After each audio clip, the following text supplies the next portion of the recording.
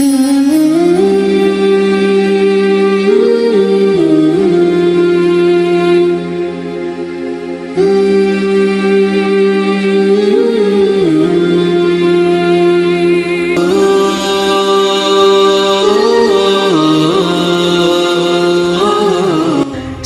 Abu Hurairah radhiyallahu anhu meriwayatkan bahawa Rasulullah SAW bersabda, sesiapa yang berdiri beribadat pada malam Lailatul Qadar dengan iman dan ihtisab, yakni mengharapkan ganjaran, akan diampunkan dosanya yang terdahulu.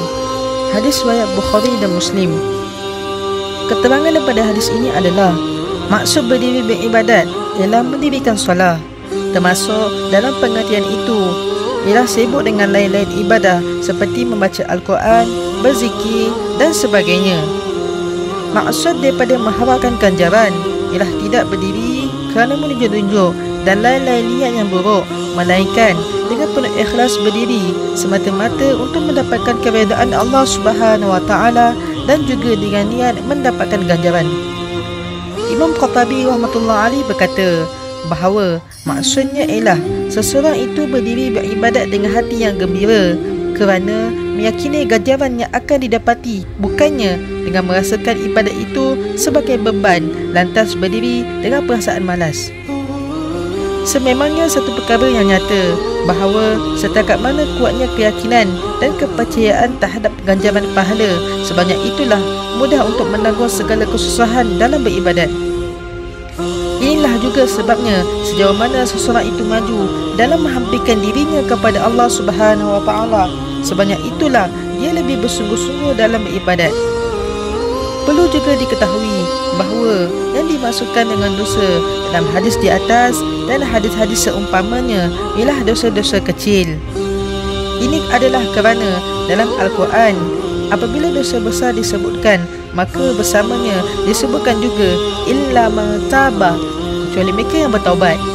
Berdasarkan perkara inilah para ulama telah bersepakat bahawa dosa besar tidak akan diampunkan tanpa bertaubat. Jadi apabila sahaja dosa disebutkan dalam hadis, maka para ulama mengartikan dosa itu sebagai dosa kecil. Hazrat Maulana Yahya rahmatullah alaih berkata bahawa ada dua sebab perkara dosa kecil tidak disebutkan dalam hadis-hadis.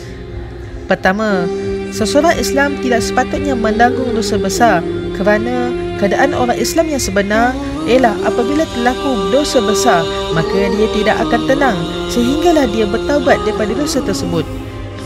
Kedua, apabila datang peluang sedemikian, contohnya Lailatul Qadar, sedangkan seseorang itu melakukan ibadat pada malam itu dengan harapan untuk mendapatkan ganjaran, maka dengan sendirinya dia akan menyesal ke atas amalan-amalan buruknya, dan sememangnya itulah yang terjadi. Oleh itu, dengan sendirinya taubat telah terlaksana kerana hakikat taubat yang sebenar ialah menyesal ke atas apa-apa dosa yang telah berlaku dan berazam untuk tidak melakukan dosa itu lagi pada masa akan datang.